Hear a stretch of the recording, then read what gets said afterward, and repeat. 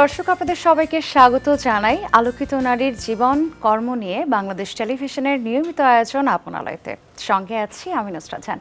এ পর্বে আমি এমন একজন বিশেষ নারীকে পেয়েছি যিনি তার জীবনটা শুরু করেছিলেন একজন গার্মেন্টস কর্মী হিসেবে এবং পরবর্তী সময়ে তিনি অসহায় কর্মীদের ন্যায্য অধিকার পাওয়ার জন্য লড়াই করে গেছেন এবং এই অবধি যিনি সেই লড়াইটা চালিয়ে যাচ্ছেন, নানান রকম সংগঠন গড়ে তুলেছেন, নানান রকম এনজিওর সাথে কাজ করেছেন যাতে করে বাংলাদেশের অবহেলিত কর্মী যারা আছেন তারা তাদের ন্যায্য অধিকার ফিরে পান। হিউম্যান রাইট ওয়াচের পুরস্কারও পেয়েছেন। আমাদের সঙ্গে আছেন কল্পনা আক্তার। এই শহর প্রতিদিন লক্ষ মানুষের ঘাম আর শ্রমে জেগে ওঠে। এই শহরের গল্পে আছে নীরব কষ্ট, আছে লড়াই, আছে সাহস, আর সেই সাহসের নাম কল্পনা আক্তার। 1976 সালে চাঁদপুর জেলার এক সাধারণ পরিবারে জন্ম কল্পনা আক্তারের। মা নূরজাহান আহমেদ, বাবা মনসুর আহমেদ। শৈশব আর কৈশোর কেটেছে ঢাকায়। স্বপ্ন ছিল পড়াশোনা করার, কিন্তু দারিদ্রতা সে স্বপ্নকে বেশি দূর যেতে দেয়নি। ক্লাস 6-এ উঠেই থেমে যায় পড়াশোনা। মাত্র 12 বছর বয়সে পরিবারকে বাঁচাতে ঢাকার একটি গার্মেন্টস কারখানায় কাজ শুরু করেন কল্পনা। এটি শুধু কাজ নয়, এটি ছিল বেঁচে থাকার লড়াই। দীর্ঘ কর্মঘণ্টা, কম মজুরি, নিরাপত্তাহীনতা, এই বাস্তবতা খুব কাছ থেকে দেখেছেন কল্পনা আক্তার। আর তখনই তার মনে জন্ম নেয় প্রশ্ন, এই অন্যায় কি চিরকাল চলবে? সেই প্রশ্নই তাকে ঠেলে দেয় আন্দোলনের পথে। 2 দশকেরও বেশি সময় ধরে তিনি শ্রমিকদের ন্যায্য মজুরি, নিরাপদ কর্মস্থল এবং মর্যাদার অধিকার প্রতিষ্ঠায় নেতৃত্ব দিয়ে চলেছেন। রানা প্লাজা দুর্ঘটনা বদলে দেয় দেশের শ্রম আন্দোলনের গতিপথ। এই বিপর্যয়ের পর Bangladesh accord on fire and building safety গঠন ও বাস্তবায়নে গুরুত্বপূর্ণ ভূমিকা রাখেন কল্পনা আক্তার। মাতৃত্ব অধিকার, কারখানায় ডে কেয়ার সুবিধা, লিঙ্গভিত্তিক সহিংসতা প্রতিরোধ, শ্রমিক জীবনের প্রতিটি স্তরে পরিবর্তনের জন্য তিনি কাজ করেছেন নিরলসভাবে। আন্তর্জাতিক শ্রম সংস্থা ILO এর C190 কনভেনশন গ্রহণেও ছিল তার জোরালো ভূমিকা। জাতীয় সীমানা পেরিয়ে তার কাজ ছড়িয়ে পড়েছে বিশ্বজুড়ে। Clean close campaign, Bangladesh human rights resource centre, বিভিন্ন আন্তর্জাতিক উদ্যোগে তিনি রেখেছেন শক্তিশালী উপস্থিতি। 2016 সালে হিউম্যান রাইটস ওয়াচ তার অসামান্য সক্রিয়তার স্বীকৃতি দেয় অ্যালিসন দেস forces award for extraordinary activism প্রদান করে। শ্রম অধিকার আন্দোলনে অনন্য অবদানের স্বীকৃতিস্বরূপ এবছর কল্পনা আক্তার অর্জন করেছেন রাষ্ট্রীয় সম্মানগুলোর একটি, বেগম রোকেয়া পদক। আজ তিনি বাংলাদেশ সেন্টার ফর ওয়ার্কার্স সলিডারিটির নির্বাহী পরিচালক এবং Bangladesh garments and industrial workers ফেডারেশনের সভাপতি। কিন্তু তার পরিচয় শুধু পদে সীমাবদ্ধ নয়, তিনি লড়াইয়ের প্রতীক। একটি শিশু শ্রমিক থেকে শ্রমিক আন্দোলনের পথিকৃৎ হয়ে ওঠার এই যাত্রা আমাদের মনে করিয়ে দেয়, পরিবর্তন সম্ভব যদি সাহস থাকে, যদি ন্যায়কে আঁকড়ে ধরার দৃঢ়তা থাকে। কল্পনা আক্তার শ্রমিকের সম্মান, গণতন্ত্র এবং ন্যায় বিচারের এক অটল নাম। আসসালামু আলাইকুম, স্বাগত। কেমন আছেন? ওয়ালাইকুম আসসালাম আপু, ভালো আছি এবং অনেক ধন্যবাদ স্টুডিওতে দাওয়াত দেওয়ার জন্য। বর্তমান কাজগুলো নিয়ে একটু কথা বলতে চাই। কেমন চলছে বর্তমান কাজগুলো? আমরা তো একটা পরিবর্তিত সময়ের মধ্যে দিয়ে যাচ্ছি। চেষ্টা করছি যে জায়গাগুলোতে অনেক বাধা ছিল কিছুদিন আগ পর্যন্ত ওই বাধাগুলো ডিঙানোর, আইনের যে যে জায়গায় বাধা ছিল সেটাকে সংশোধনের জায়গায় নিয়ে আসার।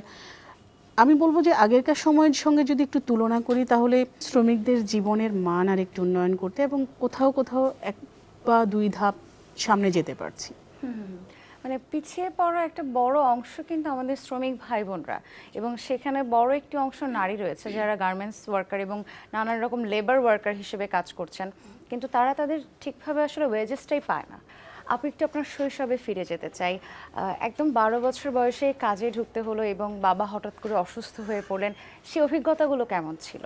12 বছর বয়সের একজন শিশু, সেটা ছেলে শিশু হোক মেয়ে শিশু হোক, উভয়ের জন্যই হচ্ছে একটা কঠিন সিদ্ধান্ত যে আগের দিন স্কুলে গেল, পরের দিন কাজে যাওয়া। তো আমার বাবা হচ্ছে একমাত্র আয়কারী ব্যক্তি ছিলেন পরিবারে, আর আমরা 5 ভাই বোন, আমার মা, তো 7 জনের একটা ফ্যামিলি। বাবা হঠাৎ করে অসুস্থ হওয়াতে আমরা একদম সাগরে পড়ার মতো। তো প্রথমে আমার মা কাজ শুরু করেছেন। 2 মাসের যে আমার ছোট বোন, ওকে বাসায় রেখে আমাদের কাছে রেখে মা প্রথমে কাজে যান। সে প্রথমে সিদ্ধান্ত নেয়নি যে তার শিশু বাচ্চাদেরকে কাজে পাঠিয়ে দিবে। তো উনি 6 মাস কাজ করার পরে একদিকে মা যেমন অসুস্থ হয়ে গেল, আমার ছোট বোনটা অসুস্থ হয়ে গেল, এই জন্য মাকে কাজটা ছেড়ে দিতে হলো। ছেড়ে দিয়ে তো আমার মনে হয় যে আমি হঠাৎ করে 1 রাত বা 2 রাতের মধ্যে একটা বড় মেয়ে হয়ে গেছি। যে মা যা বলতেছিল আমাকে, আমি বুঝতেছিলাম যে এখন মায়ের পক্ষে কাজ করা সম্ভব না এবং আমাকে হচ্ছে দায়িত্ব নিতে হবে। এই শব্দগুলো আমি সব বুঝতেছিলাম। তো আমাদের এলাকায় কিছু গার্মেন্টস শ্রমিক নারীরা থাকতেন যাদেরকে আমরা আন্টি বলতাম। মা ওনাদের সঙ্গে কথা বললেন, আগের থেকেই কথা বলা শুরু করছেন। তো তখন বললো যে হ্যাঁ, কালকে সকালে যদি আপনার মেয়েকে আপনি আমাদের সাথে পাঠান তো আমরা চাকরি নিয়ে দিতে পারবো। তো পরের দিন সকালে একই রাস্তা দিয়ে আমার বন্ধুবান্ধব হচ্ছে স্কুলে যাচ্ছে আর আমি হচ্ছে কারখানার দিকে যাচ্ছি। স্কুলের জায়গাটা থেকে রাস্তাটা 2 ভাগে ভাগ হয়ে গেছে। এখন চরম বাস্তব একদম এখন এয়ারপোর্টের যেটা 3rd টার্মিনাল, ওইখানে একটা ফ্যাক্টরি ছিল যেটা জায়ান্ট গার্মেন্টস। তো রাস্তা পার হয়ে হচ্ছে আমি ওই গার্মেন্টসে গেলাম এবং এটা একটা কালচারাল শক, কারণ আমি এত মানুষ একসঙ্গে কোনোদিন দেখি নাই আমাদের স্কুলের প্লেগ্রাউন্ড ছাড়া। এত শব্দ একসঙ্গে শুনি নাই, যদিও আমাদের বাড়ি এয়ারপোর্টের কাছেই ছিল, বাট মেশিনের শব্দ, চিৎকার চেঁচামেচি, বড়রা বড়দেরকে চেঁচামেচি করতেছে। ঠিক হই হুল্লোড় না, মানে অ্যাবিউসিভ ওয়ার্ক প্লেস বলতে যেটা বুঝি আমরা, সেইটা আমার জন্য খুবই একেবারে নতুন ছিল। তো ওই হচ্ছে আমার অভিজ্ঞতা। আর প্রথম দিন 16 ঘন্টা 2 পায়ের উপরে দাঁড়িয়ে কাজ করা, এটা কি সহজ ছিল? কোনোভাবেই তো না। কখনোই সহজ ছিল না, কখনোই সহজ ছিল না। আসলে ওই সময় থেকে যে একটা শব্দ আমি জীবনের সঙ্গে মানিয়ে নিয়েছি, যে জীবন যেখানে যেমন। পুতুল খেলার জন্য হয়তো কখনো ছোট ছোট কেচি দিয়ে আমরা কাপড় কাটতাম, আর আমাকে প্রথম যে কেচিটা দেওয়া হলো, প্যান্টের বেল্টের এখানে 3 বা 4টা লেয়ারের কাপড় থাকে, ওইটার এক্সট্রা যে কাপড়টা সেটা আমাকে কাটতে দেওয়া হলো। তো আমার প্রথম দিনই হচ্ছে এগুলো ছিলে আঙ্গুলগুলো ফুলে একদম খারাপ অবস্থা হয়ে গেছে। কিন্তু আপনাকে পেছনে ফেরার কোনো উপায় নেই, কারণ আমি জানি আমার ঘরে আমার ভাই বোনরা না খেয়ে আছে, আমার বাবা অসুস্থ বিছানায়, আমার মার অন্য কোনো উপায় নাই হয়তো যে তার বাচ্চাদেরকে কাজে পাঠানো ছাড়া। তো আমার ঠিক আরও পরে, আরও 1-1.5 বছর পরে আমার 10-10.5 বছরের ভাইও আমার সঙ্গে কাজে গেছে। খুবই কম বেতন, 240 টাকা বেতনে কাজ, ওভারটাইম সব মিলিয়ে হয়তো 400-450 টাকা পাওয়া যেত। মাসে 30 দিনই কাজ করতে হতো, যার মধ্যে বেশিরভাগই 16 থেকে 18 ঘন্টা কাজ। তো এই ছিল হচ্ছে জীবনের প্রথম অভিজ্ঞতা। এবং প্রথম লড়াইটা শুরু হয়েছিল যে ওভারটাইম দিচ্ছিল না। আপনি যেই কারখানাতে বা যে গার্মেন্টসে ছিলেন সেখানে ওভারটাইম দিচ্ছিল না, তো তখন কি আসলে ওভারটাইমটা দেওয়াই হতো না, নাকি ওই প্রতিষ্ঠানটি দিচ্ছিল না? ওভারটাইম দিত, কিন্তু ওইটার যে আইনে, ওই সময় আইন ছিল, এরকম না যে আইন ছিল না। আমরা হয়তো ছোট ছিলাম বা আমরা আইন জানার কখনো সুযোগ হয় নাই। ওভারটাইমের বিষয়টা, ক্যালকুলেশনটা আগেই ছিল যে বেসিক মজুরি যেটা, সেটা ডাবল হচ্ছে আপনাকে ওভারটাইমে দিতে হবে। তো আমাদের ওখানে যেটা হলো, ওই মাসটাতে আমরা 16 রাত, মানে 16টা নাইট করেছি।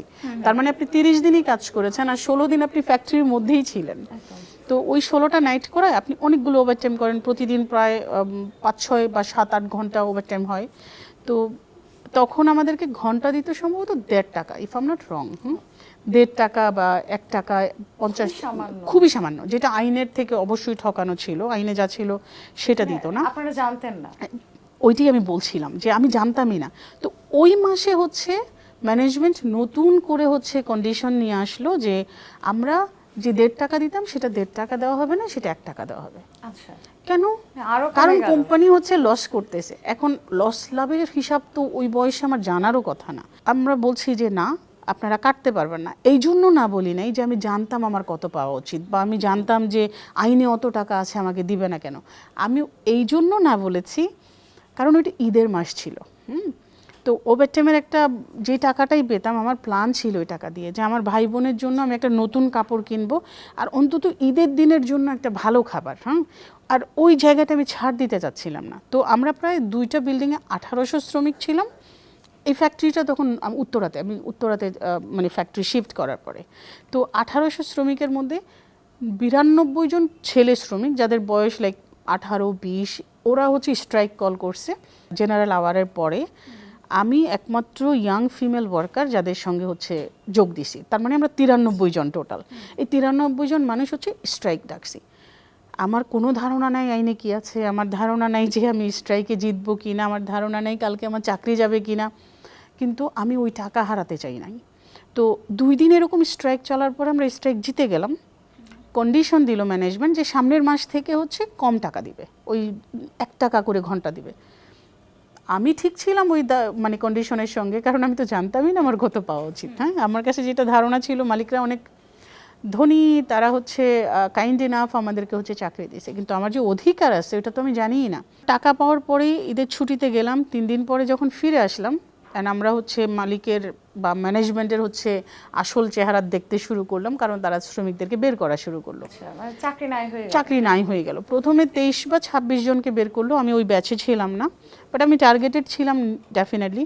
তো ওই 26 জন ওয়ার্কার আসলে আমি বলবো যে তারা আমার চাইতে বুদ্ধিমান ছিল, স্মার্ট ছিল।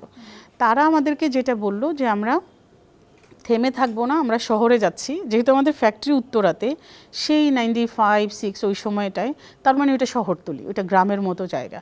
তো তারা বললো আমরা শহরে যাচ্ছি, মানে ঢাকার দক্ষিণ দিকে আসবে, আমরা সাহায্য খুঁজবো কারা আমাদেরকে সাহায্য করতে পারে। শহরের এই দিকে এসে একটা সংগঠন পেলো যারা শ্রমিকদেরকে হচ্ছে আইন শেখাচ্ছে, একই সঙ্গে মামলা করতে সহযোগিতা করতেছে আমাদের শ্রম আইনের মাধ্যমে। তো ওরা 1 সপ্তাহ পরে আমাদের কাছে ফেরত গেল, গিয়ে আমাদেরকে বলল আমরা মালিকের নামে মামলা করেছি। আর আমরা হাসলাম কতক্ষণ যে এইটা আবার কি, আমাদের পক্ষে কি মালিকের নামে মামলা করা সম্ভব? কেন এইটাও কি সাজে, কারণ এরা এত এত টাকার মালিক। ওরা বললো না, শ্রম আইন নামে একটা শব্দ আছে, শ্রম আইন নামে একটা আইন আছে যেটার আন্ডারে আমরা প্রোটেক্টেড। ওরা আমাদেরকে এটা বলার পরে আমার সব কিছু মাথার উপর দিয়ে গেল, যেটা কি বলে। তো বলছে যে 7 দিন অপেক্ষা করো, আমরা তোমাদেরকে নিয়ে যাব। তো 7 দিন পরে ওরা যে সংগঠনে আইন শিখলো, যে লয়ার ওদেরকে হেল্প করলো মামলা করতে, ওখানে নিয়ে আসলো আমাদেরকে। এটা একটা 4 ঘন্টার লম্বা ট্রেনিং ক্লাস ছিল। আমি বলবো যে আমার পুরো জন্মটা বা জীবনটা পাল্টায় দিছে। এই প্রথম কেউ আমাকে বলছে যে মানুষের বাইরে আমি নারী, তারপরে আমি শ্রমিক। প্রথম কেউ আমাকে বলছে আমার কাজের ঘন্টা 8 ঘন্টা। প্রথম কেউ আমাকে বলছে যে 8 ঘন্টার মজুরি এটা, ওভারটাইমের মজুরি এটা।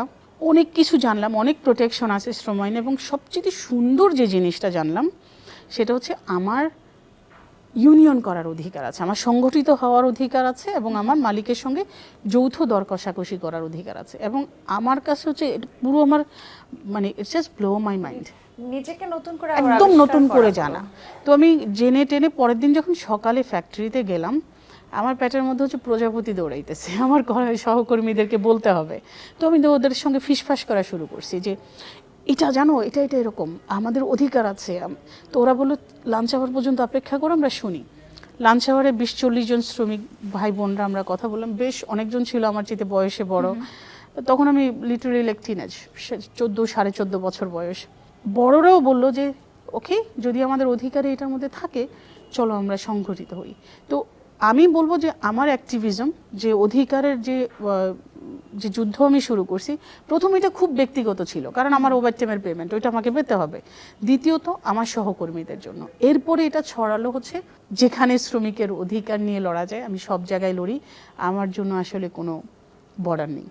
জেল খাটতেও হয়েছে, এটা তো খুব তিক্ত অভিজ্ঞতা ছিল, সেই গল্পটা একটু শুনবো। খুবই তিক্ত। এটা 2010-এর সময়ের একটা ঘটনা, যখন গার্মেন্টস শ্রমিকরা হচ্ছে ন্যূনতম মজুরি নিয়ে, ওটা দ্বিতীয়বার 2006-এর পরে 2010-এ তারা যখন বাড়লো না মজুরিটা, তারা রাস্তায় হচ্ছে আন্দোলন শুরু করলো। একজন অধিকার কর্মী বা ট্রেড ইউনিয়ন হিসেবে হচ্ছে এটা অবশ্যই আমার অধিকারের মধ্যে ছিল তাকে সহযোগিতা করা। তো আমরা তাদেরকে যখন সহযোগিতা করছিলাম, আমাদের ভয়েসকে ক্রিমিনালাইজড করা হয়েছে যে আমরা আসলে উস্কানিদাতা। আমাদের এগেনস্টে হচ্ছে 14টা মামলা করা হলো। আমি 14টা মামলার আসামি ছিলাম তখন। আমাকে অ্যারেস্ট করা হলো গুলশানে, এবং মামলাগুলো এত ফানি ছিল যে কোনো মামলায় বলা হয়েছে যে আমি এক্সপ্লোসিভ ডিভাইস ছিল আমার হাতে, ওইটা আমি ব্রাস্ট করছি। এবং ওই মামলাগুলোর মধ্যে এমনও ছিল যে চশমার দোকান থেকে সানগ্লাস চুরি করছি। হ্যাঁ, কারণ হচ্ছে আপনি টেমপ্লেট মামলা করতেছেন, তাই না? আপনার 10 মিনিটের তফাতে মামলা হয়েছে গুলশান থানায়, তেজগাঁর 2টা থানাতে, আদাবর থানায়, উত্তরা থানায়, এবং একই সঙ্গে আশুলিয়া থানায়, এবং সবগুলো জায়গায় বলতেছে যে আমি ফিজিক্যালি ওইখানে প্রেজেন্ট ছিলাম। আইদার হচ্ছে সুপার উইমেন, না হলে এই মামলা ফেব্রিকেটেড, দুইটার একটা তো হবে, তাই না? একটা মানুষ তো এই সময়টুকুর মধ্যে, আপনি গুলশান থেকে তেজগাঁ যাইতেও তো আধা ঘন্টা লাগে, জ্যামের শহর। যেটা হলো যে অ্যারেস্ট হলাম, প্রথম 7 দিন হচ্ছে ডিবি অফিসে রাখলো। এটা যে কোনো নারীর জন্য হচ্ছে অবমাননাকর। কারণ আপনি এখন ডিবির কি অবস্থা আমি জানি না, কিন্তু ওই সময় ডিবিতে নারীদের জন্য আলাদা কোনো সেল ছিল না। পুরুষ কর্মীদের একটা রুম, ওইখানে একটু ডান দিকে গেলে হচ্ছে ছেলেদেরকে রাখার একটা সেল, আর যেখানে হচ্ছে ওয়্যারলেস যেই টেবিলটার মধ্যে থাকতো একজন পুরুষ কর্মী এখানে বসতেন, তার পেছনে আপনার 2 হাত মানে 2 ফিট বাই 4 ফিট একটা জায়গা ছিল, মানে ফ্লোরে, লিটারালি আলমারির সামনে একটা ফ্লোরে। ওই জায়গাটা আমি 7 দিন 7 রাত বসেছিলাম। নারী পুলিশ থাকতো কখনো কখনো, নট অল দ্য টাইম। আপনার নারীদেরকে ব্যবহার করার জন্য কোনো আলাদা টয়লেট নাই, কিচ্ছু নেই, মানে আপনার প্রাইভেসি বলতে কিচ্ছু নেই। একজন নারীকে হচ্ছে যতভাবে হেয় করা যায় ওইটা হচ্ছে ওইখানে ব্রেকডাউন করার জন্য যথেষ্ট। এবং ইন্টারোগেশনের কোনো ধরা বাঁধার টাইম নাই যে আপনাকে তখন জিজ্ঞেস করবে, তখন জিজ্ঞাসাবাদ করবে না। যার মনে হচ্ছে সেই যখন আপনি রাত্র 3:30 বাজে, ইউ আর নট স্পেয়ার্ড, আপনাকে ডেকে নিচ্ছে, মানে আপনি ঝুমতেছেন, ঘুম থেকে তুলে নিচ্ছে, আর খাবার ওইটার কথা নাই বললাম। এই ছিল অবস্থা। 7 দিন পরে হচ্ছে সেন্ট্রাল জেলে দিল। সেন্ট্রাল জেল যখন পুরান ঢাকাতে ছিল ওইখানে, ওইটা আমি বলবো যে ওইখানকার মডার্নিটি বলতে শুধুমাত্র ছিল ইলেকট্রিসিটি আর হচ্ছে ট্যাপের পানি। এটা ছাড়া মডার্ন লাইফের কোনো ছোঁয়া ওই জায়গাটার মধ্যে ছিল না। আপনার মানুষের ব্যবহার থেকে শুরু করে আপনার যখন তারা পোশাক পরে, হ্যাঁ তারা আইনের লোক, তারা পুলিশের লোক, তারা গার্ড, তাদের নিজস্ব রেসপন্সিবিলিটি আছে, কিন্তু আপনি হিউম্যান তো, আপনি মানুষ তো। কিন্তু মানুষের মধ্যে যেটুকু মনুষ্যত্ব থাকে কারোর মধ্যে ছিল না। আপনার বডি চেক থেকে শুরু করে আপনার সঙ্গে কিভাবে কথা বলবে, কোনোভাবে না। আপনি কোন ধরনের ক্রিমিনাল, আপনি কি আসলে কোনো রাজনৈতিক বন্দী, না আপনি শ্রম আন্দোলন করে আসছেন, নাকি আপনি পাচার করে আসছেন, নাকি আপনি সেক্স ওয়ার্কার, নাকি আপনি ড্রাগ ডিলার, নাকি আপনি কাউকে খুন করে আসছেন, কিচ্ছু না, কোনো বাজ বেছার নাই। এইটা একটা। আর একটা এল সাইজের রুমের মধ্যে আমাদেরকে রাখতো, আমি যেখানে ছিলাম টয়লেট থেকে 2 হাত দূরে, 4টা টয়লেট এখানে, 2 হাত দূরে। আপনি দুর্গন্ধে বসতে পারবেন কিনা এটা হচ্ছে প্রথম শব্দ, লেট অ্যালন ঘুম। জেল কোড অনুযায়ী আপনি ওইখানে ম্যাক্সিমাম হচ্ছে 50 জন লোক রাখতে পারবেন। যেই জায়গা ছিল ওখানে, ওইখানে 180 জন 200 জন মানুষ থাকতো। তার মানে তিল ধারণের জায়গা ছিল না। এবং এটা হচ্ছে অগাস্ট মাসে, যখন দেশে সর্বোচ্চ গরম থাকে, এবং ইলেকট্রিসিটির কথা তো জানেনি। তো এই ছিল হচ্ছে অভিজ্ঞতা ওই সময়ের। আমি বলবো যে কষ্টের সময় তো ছিল, কিন্তু জীবনের একটা সঞ্চয় ছিল এটা দেখার। না হলে হচ্ছে বলতাম কি করে যে নারীকে আসলে কিভাবে কোন কোন জায়গায় হেয় করে। তো 1 মাস পরে হচ্ছে জেল থেকে ছাড়া পেলাম বেইলে। কিন্তু এর পরের 4 বছর 2010-এর আগস্ট থেকে 2014 পর্যন্ত আমাকে হচ্ছে প্রত্যেকটা মামলায় হাজিরা দিতে হতো। এবং বেশ কয়েকটা মামলা ছিল যেগুলো দ্রুত বিচার, মানে মিথ্যা মামলার জন্য আপনাকে 4 বছর পর্যন্ত নিয়মিত আদালত চত্বরে ঘুরপাক খেতে হতো। জি জি। এবং কয়েকটা ছিল দ্রুত বিচার আইনের, ওইটার হাজিরা পড়তো মাসে 2-3 বার প্রায়। তার মানে আমার মাসে হচ্ছে মামলার জন্য অন্তত 18 দিন 20 দিন কোর্টেই থাকতে হতো। আর কোর্টে আপনাকে সকাল 9টার আগে পৌঁছাতে হতো। কোর্ট কখন উঠবে আপনি জানেন না। প্রতিদিন 8 ঘন্টা একটা নিয়ম বাঁধা সময় ছিল। সো এই ছিল হচ্ছে জেলের সময়কাল। আচ্ছা। এবং ওই সময়টার মাঝখানেই আমার একজন কো-ওয়ার্কার আমিনুল ইসলাম, যাকে হচ্ছে অ্যাবডাক্ট করলো এবং সিভিয়ারলি মারলো, তাকে হচ্ছে শেষ পর্যন্ত মেরে ফেলে দিল। এটা 2012 ঘটনা। জেল থেকে বের হলেন বা মামলা থেকে নিষ্কৃতি পাওয়ার পরে কি কি উদ্যোগ গ্রহণ করলেন শ্রমিকদের জন্য? আমি বলবো যে ডেসপাইট লাইক অল অডস, যা কিছু আমি ফেস করছি, এটা কখনো আমার অ্যাক্টিভিজম থামিয়ে দেয়নি, একদিনের জন্যও না। কারণ আমি যখন 14-14.5 বছরের প্রথম সংগঠিত হওয়া শুরু করি, আমার মা হাই স্কুল পাস নারী। তো আমার মাকে আমি একদিন যখন মুখ কালো করে গোমরা করে হচ্ছে বিকালবেলা ওনার সঙ্গে কথা বলছি, তো আমার মা জিজ্ঞেস করছে কি হয়েছে। তো আমি বলছি, মা আমি তো এই কাজ শুরু করলাম, কিন্তু আমি জানি না যে আমি পারবো কি না, কারণ ওনাদের তো অনেক টাকা, অনেক ক্ষমতা, ওনারা কথায় কথায় পুলিশ নিয়ে আসে, মাস্তার নিয়ে আসে। তো ওই দিন আমার মা আমাকে একটা কথা বলছে, ওই বিকাল ঢলে যাওয়া বিকালে, যে যখন যখন কোথাও অন্যায় হয়, কেউ না কেউ অন্যায়ের বিরুদ্ধে দাঁড়াতে পারে। যদি সেটা কেউ হয়, তুমি না কেন? আমি বলবো যে একজন বাঙালি নারী, তার মধ্যে হচ্ছে মোটামুটি হচ্ছে হাই স্কুল পড়ুয়া নারী, তার টিনেজ মেয়েকে এই কথাটা বলা অনেক বড় একটা কথা। এই কথাটা আমাকে ওই দিন যেভাবে ইন্সপায়ার্ড করছে, সারা জীবন আমাকে কোথাও থামতে দেয় নাই। শুধু এইটার জন্য যে কাউকে না কাউকে তো দাঁড়াতেই হবে, বা কেউ না কেউ তো দাঁড়াইতেই পারে। যদি সেটা কেউ হয়, তাহলে আমি নয় কেন? আমি স্পেশাল কেউ না। আমি পারছি, কারণ আমার স্পাইনটা আমি সোজা রাখতে পারছি। আমার কখনো নীতির সঙ্গে হচ্ছে আমাকে সমঝোতা করতে হয় নাই। ওইটুকু মনোবল ছিল, দৃঢ়তা ছিল। আমি বলবো যে ওইটুকু দৃঢ়তা আসলে তৈরি হয়েছে, যেটা আমাকে কখনো থামতে দেয়নি। তো জেল ইত্যাদি ইত্যাদির পরে আমাদের সংগঠনের রেজিস্ট্রেশন রিভোকড করে দিয়েছে, এরপরেও আমার মনে হয়েছে যে থামা যাবে না, কারণ কাউকে তো দাঁড়াতে হবে। এরপরেও শ্রম আন্দোলন নিয়ে ঠিক একইভাবে হচ্ছে আমার মুভমেন্ট চলছে। সেটা যখন যখন আইনের সংশোধন দরকার হতো, যখন যখন ন্যূনতম মজুরি দরকার হতো, যখন আইএলও কনভেনশন নিয়ে কথা বলা জায়গা হতো, সেটা একদম গ্রাসরুট শ্রমিকের বাসা থেকে শুরু করে ফ্যাক্টরি ফ্লোর, ন্যাশনাল লেভেল, পলিটিশিয়ানদের থেকে শুরু করে আন্তর্জাতিক কোনো টেবিলে আমি কোথাও থেমে থাকিনি, একইভাবে কাজ কথা চালিয়ে গেছি। আন্তর্জাতিক মহলগুলোতে তো আপনি আপনার দাবি দাওয়াগুলো পাঠাবার চেষ্টা করেছেন, সে পর্যন্ত অ্যাপ্লিকেশনগুলো বা নানান রকম চিঠিপত্র পাঠাবার চেষ্টা করেছেন। এই আইডিয়াটা কিভাবে আসলো যে এভাবে কাজ হতে পারে? 95-96 দিকে তখন হচ্ছে আমরা খুঁজতেছিলাম যে দেশের মালিক এবং সরকারের মানে যেই সম্পর্কটা আমরা দেখতাম যে তারা কোলুটেড, তাদের সম্পর্কটা খুব ক্লোজ। শ্রমিক অনেক দূরের, একই দেশের নাগরিক আমরা, কিন্তু শ্রমিক সবসময় হচ্ছে সরকার থেকে অনেক দূরে থাকতো। তখনই আপনি খোঁজেন যে অল্টারনেটিভ কি। আপনার ঘরে যদি কখনো কিছুর সমাধান না হয়, তখন আপনি কিন্তু পাশের বাসায় বলেন, তারপরে হচ্ছে আইনের জায়গায় যান, তারপরে আইনও যদি না শোনে তখন আপনি দেখেন যে এই আইনকে কে শোনাবে, তার কাছে যাই। তো ওইটা খুঁজতে গিয়ে দেখলাম যে আমাদের শ্রম আইনের পাশাপাশি শ্রমিক অধিকারকে প্রোটেক্ট করে আরেকটা হচ্ছে আন্তর্জাতিক শ্রম সংস্থার যে স্ট্যান্ডার্ডগুলো আছে সেটা। আমাকে যখন কারখানা থেকে বের করে দিল বা আমার ট্রেড ইউনিয়ন যখন রিজেক্ট করে দিল এবং পরবর্তীতে আমাকে ইন্ডাস্ট্রি ওয়াইড যখন ব্ল্যাকলিস্ট করে দিল, তখন আমি দেখলাম যে আমি ইচ্ছে করলে আইএলও 87 এবং 98 যে কনভেনশন আছে সেটার ভায়োলেশনের জন্য আমি কমপ্লেইন লঞ্চ করতে পারি। সেটা কোথায় করতে পারি? সেটা জিনেভাতে। সেটা কিভাবে করা যায়? আন্তর্জাতিক শ্রমিক যে সংগঠনগুলো আছে তাদের মাধ্যমে। তখন যে সংগঠনে হচ্ছে আমি পরবর্তীতে হচ্ছে তাদের বোর্ড মেম্বার হলাম, তাদের মাধ্যম দিয়ে আমি আইএলওতে লিখলাম এবং আমার কমপ্লেন হলো।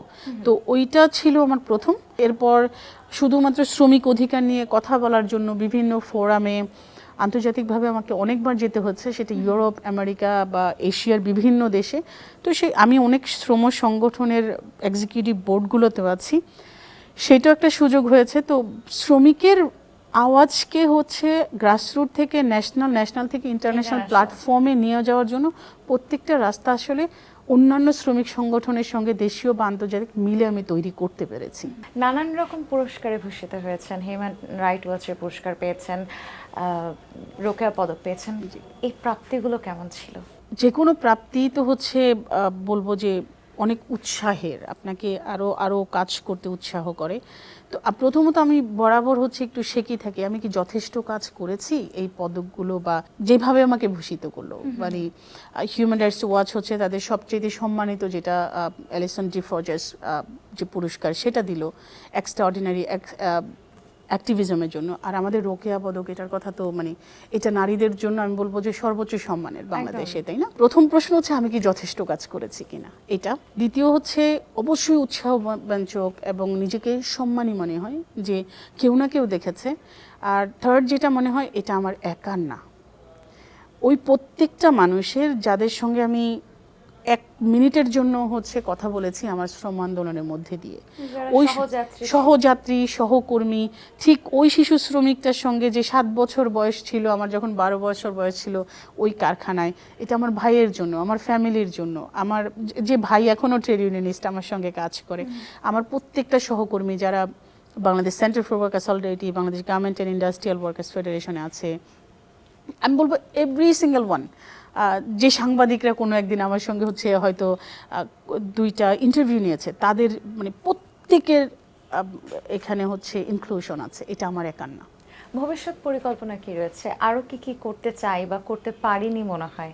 আমার পুরো যুদ্ধ যেটার জন্য আমি বলবো বা যেই কাজের জন্য হচ্ছে আমি ফাইট করি, এটাকে আমি বলি যে a fight for job with dignity. হ্যাঁ, আমাদের দেশে কাজ আছে, গার্মেন্টস শ্রমিকদের কাজ আছে, বাসায় যারা কাজ করেন তাদের কাজ আছে, যারা ব্যাংকে কাজ করেন কাজ আছে। আমাদের 17 কোটি মানুষের মধ্যে 7.5 কোটির বেশি হচ্ছে শ্রমিক।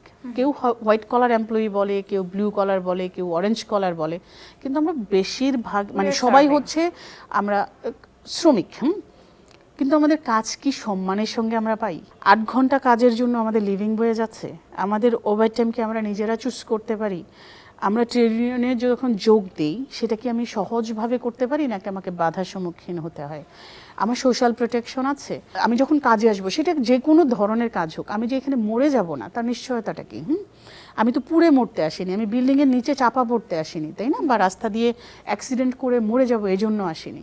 তো এই পুরো বিষয়টা হচ্ছে তখনই আপনার সম্মান হবে যখন আপনার লিভিং ওয়েজ আছে। এই জন্য আমি বলি যে আমি সম্মানের সঙ্গে কাজ পাওয়ার জন্য হচ্ছে যুদ্ধ করে যাচ্ছি, এবং আমার যুদ্ধটা আসলে ততদিন চলবে যতদিন এই দেশের শ্রমিকরা লিভিং ওয়েজ না পাবে, তাদের বাধাহীনভাবে ট্রেড ইউনিয়ন না করতে পারবে, তাদের কর্মক্ষেত্রগুলো হচ্ছে নিরাপদ না হবে, নারীদের জন্য কর্মক্ষেত্রগুলো হচ্ছে লিঙ্গ সহিংসতা বিহীন না হবে, এবং সোশ্যাল প্রোটেকশন পাশাপাশি হচ্ছে জলবায়ুর যে পরিবর্তন আসছে সেটার জন্য যে শ্রমিক যতক্ষণ পর্যন্ত প্রোটেক্টেড না হবে ততক্ষণ পর্যন্ত এই লড়াই থামবে না, এটা চলতেই থাকবে।